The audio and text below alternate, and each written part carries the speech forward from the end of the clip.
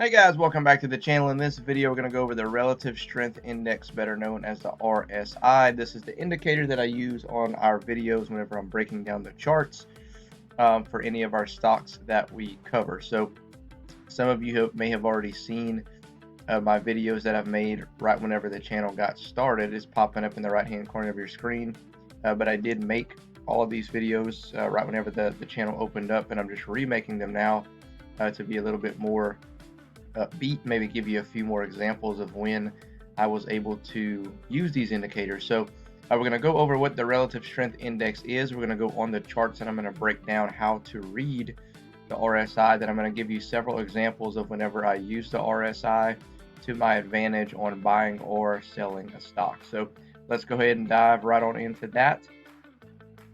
So what in the heck is the relative strength index, or RSI? Well, this is off of Investopedia.com. I'm going to read the definition and I'm going to kind of put it into layman's terms for you afterwards.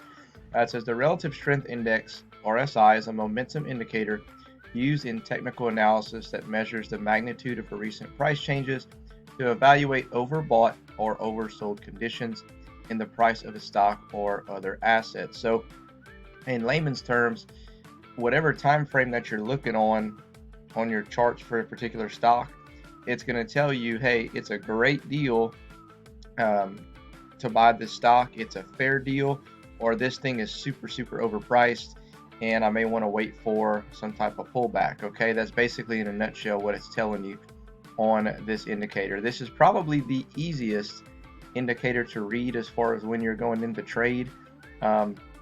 It's pretty simple, like I'll show you on the charts here in a minute, but by far, in my opinion, the easiest, because you can just see, oh, it's too expensive, oh, it's maybe right where it should be, or holy cow, this thing sold off, it shouldn't be this cheap, people are about to come in and buy it. And it kind of tells you, triggers your brain on when to either buy or sell. So let's go ahead and take a look at the charts, guys. I'll show you how to use the RSI, break down the percentages of and the percentages and the decisions I make based on those percentages of where that price action is. And then I'll give you several examples of whenever I use that indicator. All right, guys, so I got the charts up here. This is the Thinkorswim platform. First of all, every one of these RSI indicators are going to look different based on the time frame that you go to. As you notice, this RSI indicator looks a little bit different than the 4 hour. I'm on the 1 hour now.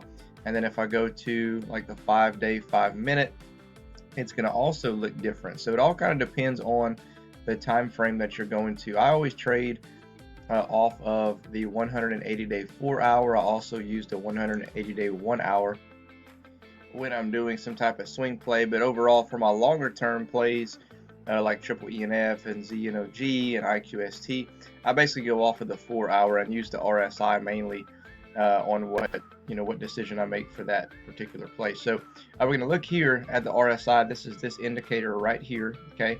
And if you watched the video that I posted yesterday on how to set up your key indicators, you're going to know that they'll have some numbers associated with this RSI, such as 70 and 30. Okay, so see if I can zoom in here. This top number here, this yellow line, is at about 70. Okay, this bottom line here is 30. All right, and basically when the price action gets above this 70% mark, that's whenever we label it as too expensive or overvalued or overbought. Okay, and then if we get down here past or below this yellow line here, this 30%, that's whenever we label it as a good deal, oversold, or undervalued. Okay, and everything in between is basically kind of like fair deal.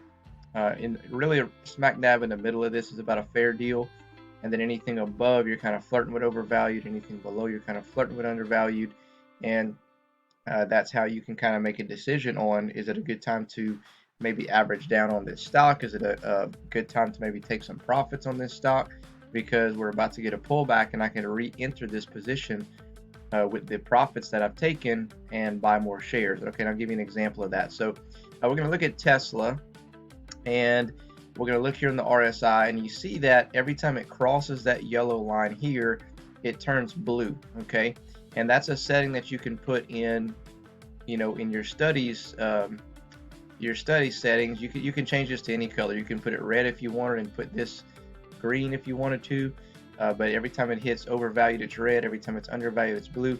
So when I see blue, it tells me that, man, for this particular time period, this stock is oversold. It's a good deal. It's undervalued, and the price should push back up. Okay, so if you were to buy here just based off of this indicator alone and wait for it to move until it gets to overvalued, okay, which was, you know, somewhere here and here.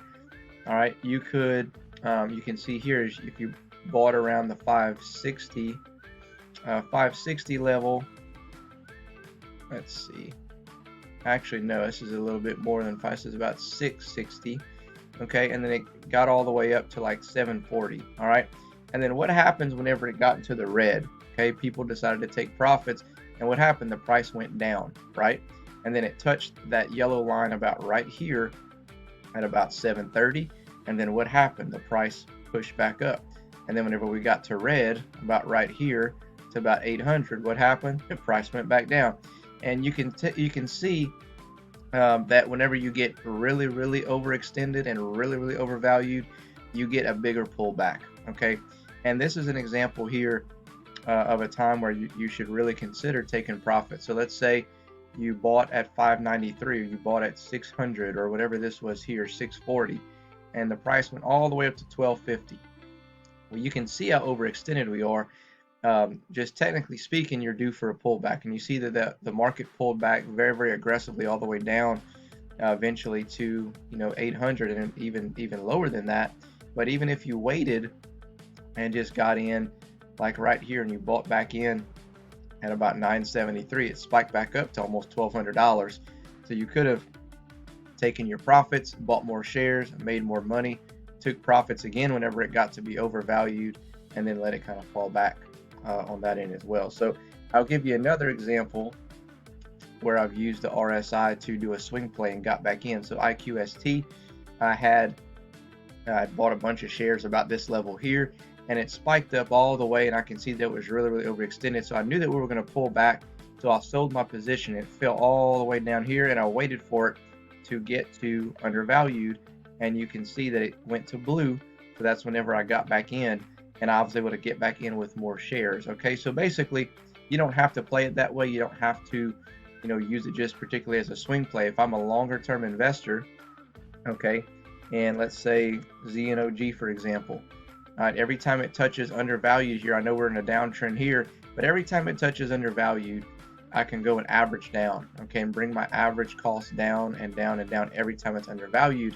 And I know that I'm getting the best price on that particular time period. Okay, so again, for this here, if it falls down back to like 10 cents, it'll probably be undervalued. So there will be another buying opportunity to average down for a longer term investor.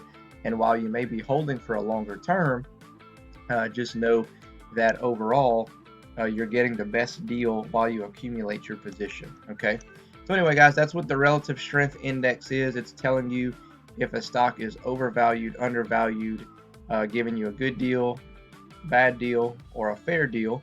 All right, so you can use that on the Thinkorswim platform. You can use that on any platform actually. Webull, even I believe Yahoo Finance has it on their charts. But I want to just make that for you to be aware of that very simple and beneficial indicator. So be on the lookout for another video coming tomorrow that'll go over one of the other key indicators. Other than that, we'll catch you in the next one.